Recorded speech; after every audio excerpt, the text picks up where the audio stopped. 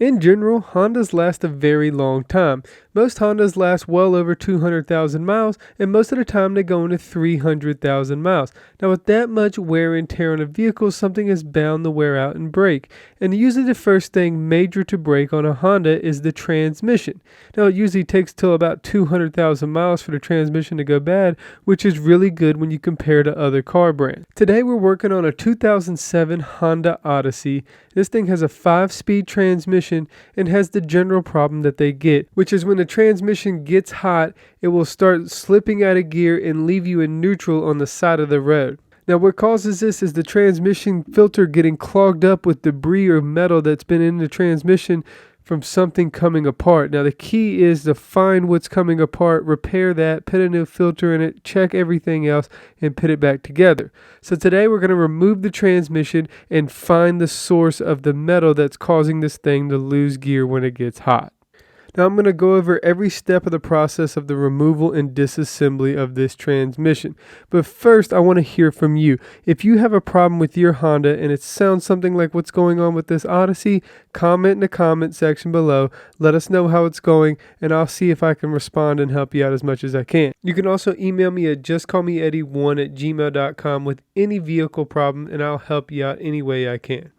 Now, this Odyssey has 232,000 miles on it, and like I said, it's virtually spotless on the inside and the out. I acquired this vehicle from a customer who brought it to our shop to have it repaired, but did not see the value in putting a couple grand into it to have the transmission rebuilt. Good used is simply not an option because there's not enough out there, and a remanufactured unit can cost more than the car's even worth. So let's get this vehicle in the shop so we can get the transmission out, figure out what's wrong with it, and see if we can get it fixed.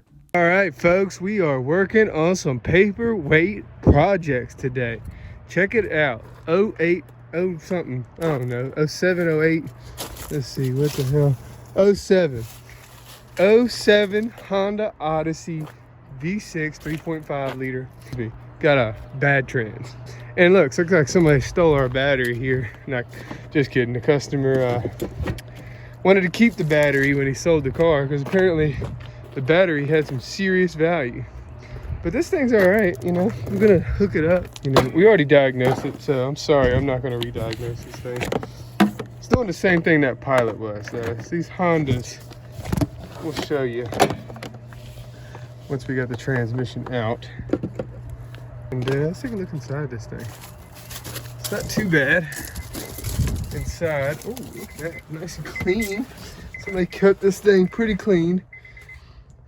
Got the sunroof up top, like the radio. It's got 232 on the clock. And it fires right up. All right, it's a little bit of a vibration. Probably gonna need a mount or something too, I would suspect.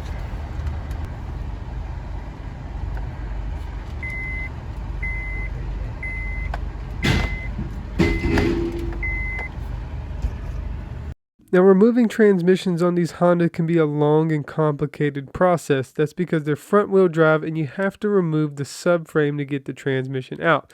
This requires taking the mounts loose from the motor and transmission and taking the power steering rack loose from the frame and hanging it up in the vehicle while you lower the subframe. We're going to have to support the motor as well, and we can do this with either an engine hanger or a dead man stand underneath of it. There is one upper mount on the passenger side, and that'll help us a whole lot keeping the motor up in the vehicle while we separate the transmission and remove it from the driver's side of the vehicle. Now, before we do anything below, we have to take everything up top loose. There's a bunch of wiring harnesses, the starter, the battery, and a couple other things that we have to take loose in order to get the transmission out. So let's start up there, and then we'll move back down here later on. We're going to get the air box out first, get the battery tray out, and then we'll be able to see a whole lot more down in there. So, all right, now we can see a whole lot more of that transmission down there, and you can tell there's a lot of hookups on these Hondas. This transmission tag is right here, and it looks like it's a BGRA transmission. BGRA. Yep. I'm gonna start taking all this loose one at a time. First and foremost, get the starter out of here, and then start taking all these plugs and loose. All right, we're getting more and more uncovered. You actually see the converter down in there now. We got, these are the shift solenoids. I think this is shift solenoid C and A, I believe, or C and B. And then up here, underneath this coolant, that's shift solenoid for the TCC solenoid and shift solenoid B, I believe. And then we also got the solenoid, linear solenoid right here, A and B. And then we got pressure switches right here. I think that's for the third clutch or the fourth clutch. And then we got speed sensor right there. And this is second clutch pressure switch, I believe. Could be wrong, don't quote me on all this, all right? And then we got the cooler lines, all right? And so that's basically what we got left to unplug, besides another speed sensor over here. And then right here, you got your neutral safety switch, which goes along the back side of the case and down into your disc. Pretty much got everything unhooked, all our solenoids down here. This is basically one little wiring harness that goes to pretty much everything. Now, this is unhooked, which unhooks these solenoids and the pressure switches that go back behind there. It's also a transmission fluid temperature monitor also that goes down there. So that'll come out with the transmission. And then this is the other wiring harness. This is the power wiring harness. Obviously you got your battery connector there, then the starter and your starter ground right there, starter hookup. You know, actually the starter signal wires on this other wiring harness over here. So we got the bell housing bolts out, and if you go under here, you can see the bell housing bolts right in there. There's one, and then there's another one way back over there. You can see that one. So we got those out, and then another one is the starter. So now, I got the cap off this mount down here. We got to take that bolt loose right there on the mount. That bolt right there, loose on the mount. And then probably going to go ahead and see if we can get to the power steering rack as well, which is right there. And there's two bolts, and actually two nuts. One nut, two nut, and then a bolt holding the power steering rack in. We're going to have to take that loose as well. So we might as well do it while we're up here, right? So we got it up in the air, took the tires off of it, and we started getting the steering rack loose. We got all the bolts out of there that I showed you from up top. Got that one out too, and there was also one that kind of went down in there. We got that one out as well. Next thing is we're going to be getting these exhaust bolts, getting these exhaust bolts undone and getting this exhaust out of our way, getting all that out of the way so we can then get the axles out, because the axle is kind of right underneath the exhaust. So we're going to do that and get this axle out as well, and then we'll be almost ready to take all the mounts loose and get the frame out of it.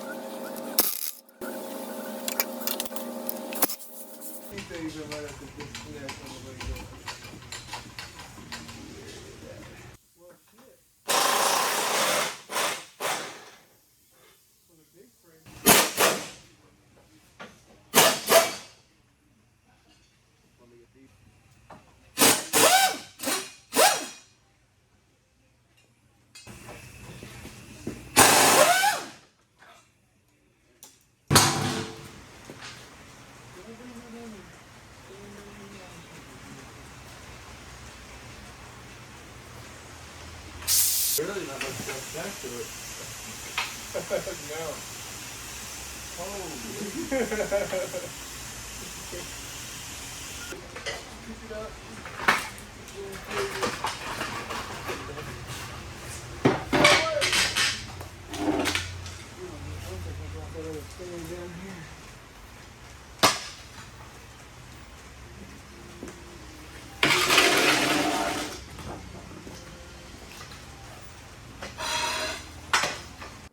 Once you got the subframe out, there's still a few things we got to do before we can just drop the transmission out of this thing.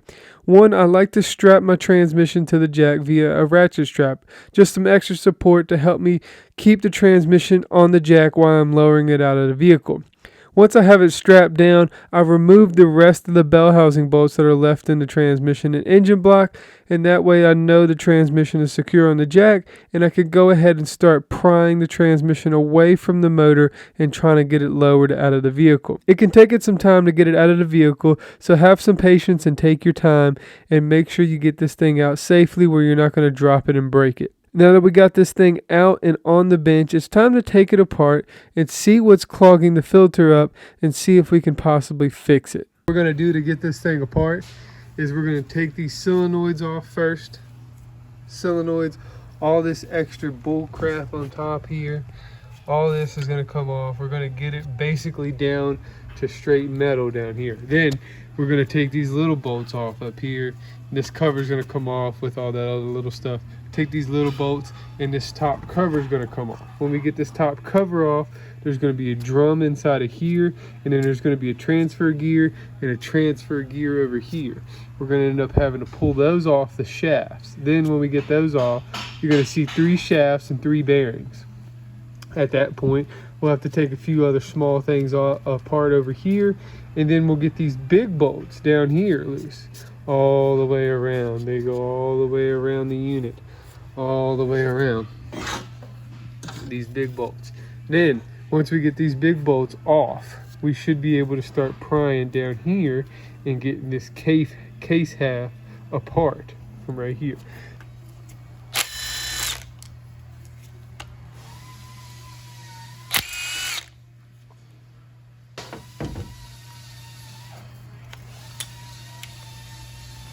Pressure switch right here. Take that loose.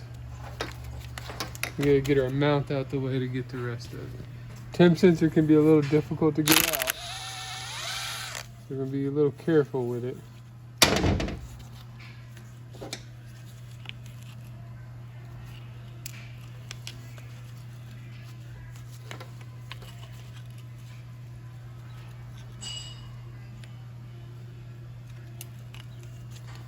That one actually came out pretty easily, but they can break. Neutral safety. Come on off.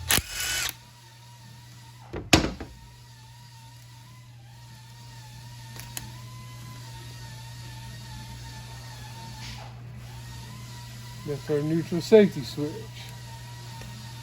Right there.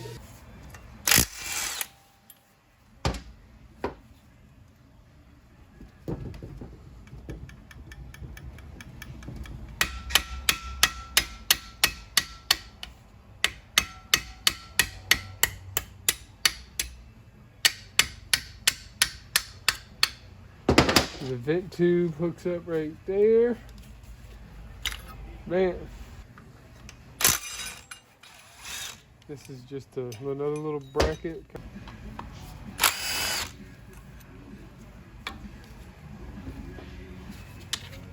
Now this is the cooling assembly.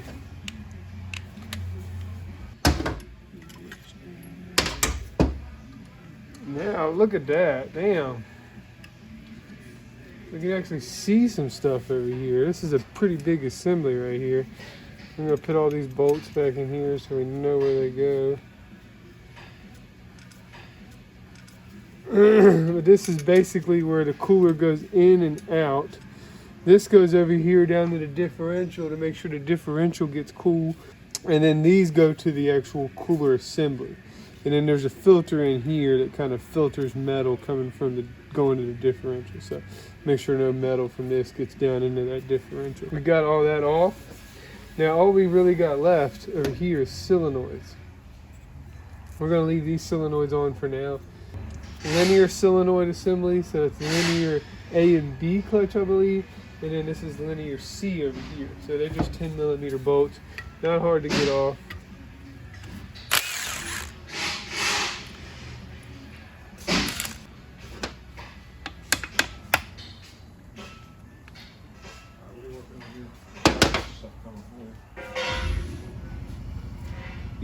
Alright, this solenoid assembly has four tubes that come out of it. Excuse me.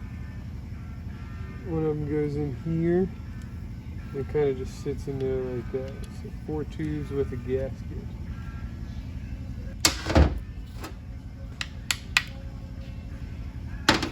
John here, how you doing? Alright, this solenoid assembly has no tubes in it, but comes with 4 10mm bolts and has a little O-ring assembly in it with a screen.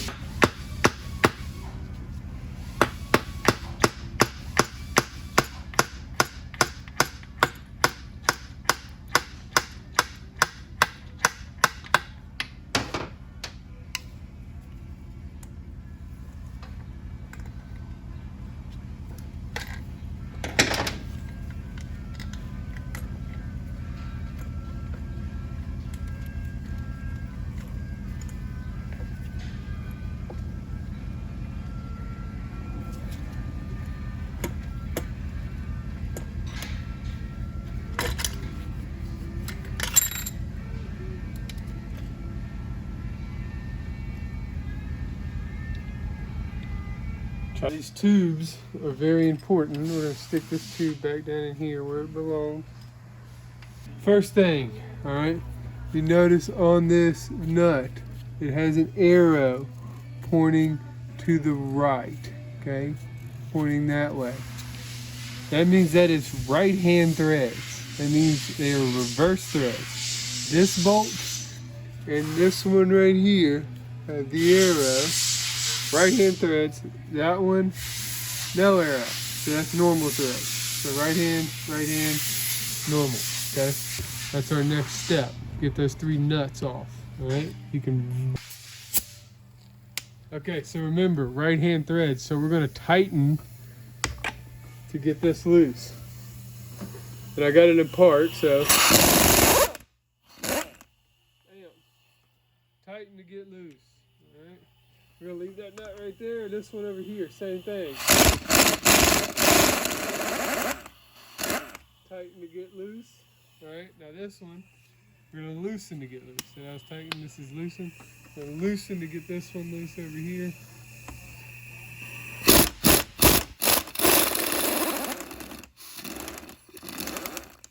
There we are. Sometimes I can pry these up.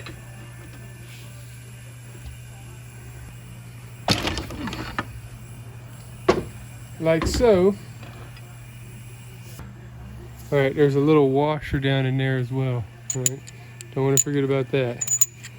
Little washer down in there. Got a little bit of space in that clutch pack.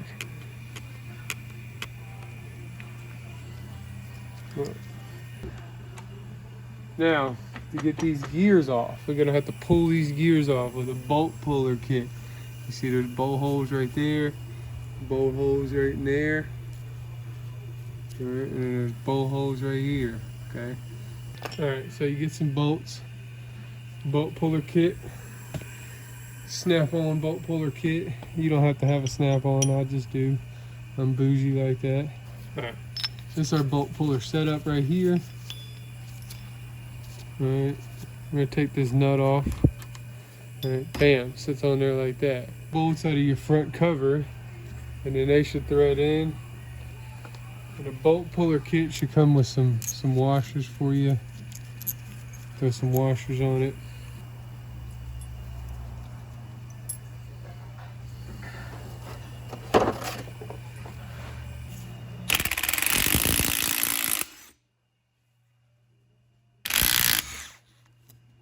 These last ones, these case bolts for this back cover over here, they're not quite long enough, as you can see. Alright, so I got some special bolts here, but you might have to find some different. I do not know where these bolts came from, to be honest with you. You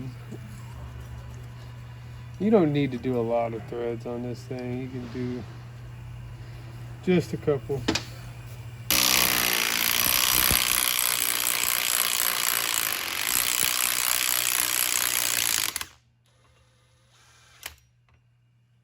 And there you go. Honestly, you can just take this little screwdriver here. It'll take it out of park, take the pressure off everything. And all this stuff just kind of pulls out. You just kind of want to make sure you remember how it goes.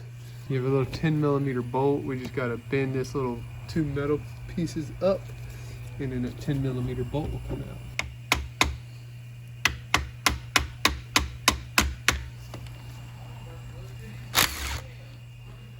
Just like so. You're gonna put that a little pressure on that, and then that'll pull right out of there like so.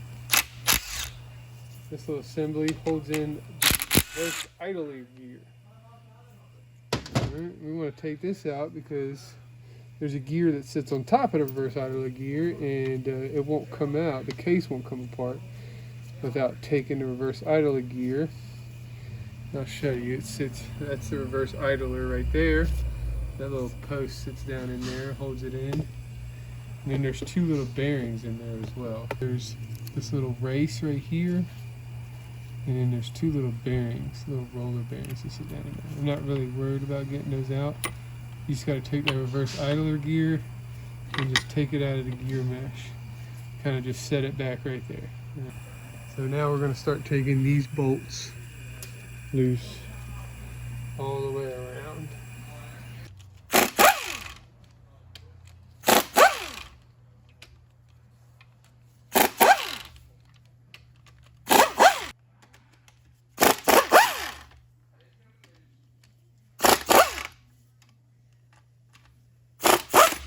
On the back side here, there's one, two, then there's one right there, and then there's one over there too as well.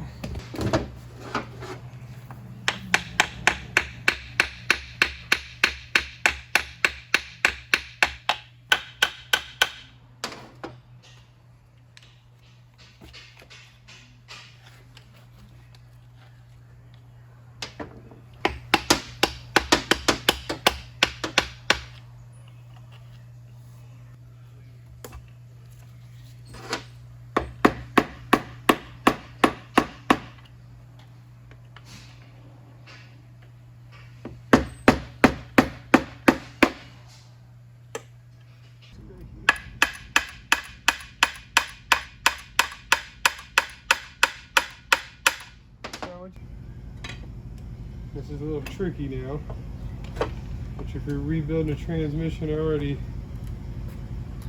take it that you know that, oh, this is a little tricky.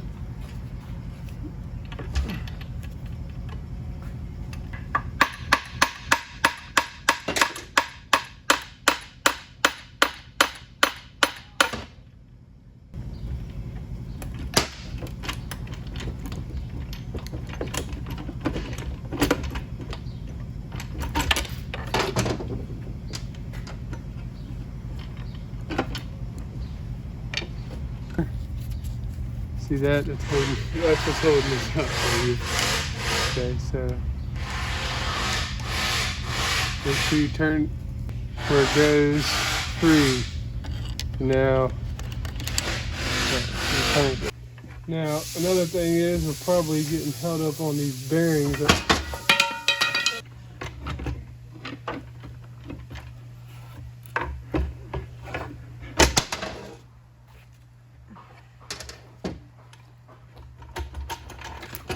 There she goes. Oh. Woo. All right, we're completely disassembled here. Got all of our external parts over here. Got all of our top internal parts right here. Got our main case half sitting right here. Got our back cover sitting right there. Everything looks all right so far. except when we get inside the main case assembly here. And in here you'll see there's a lot of debris and metal. This is the torque converter assembly right here, and 9 times out of 10 this is usually fails in these units. So right, we're gonna have to cut this weld back on this cut open lathe, and then down inside of there, turbine, a stator, and then a clutch. And the clutch is usually what comes apart and clogs up the filter. So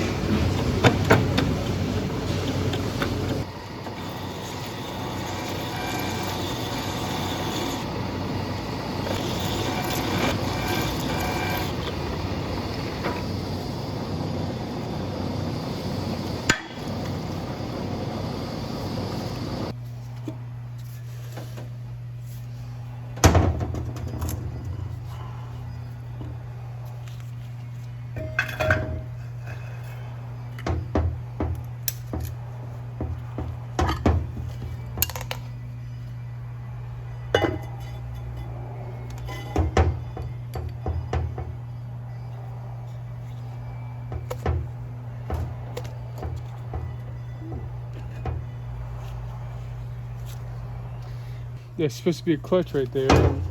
Obviously there's not, and that's the issue. That's our problem.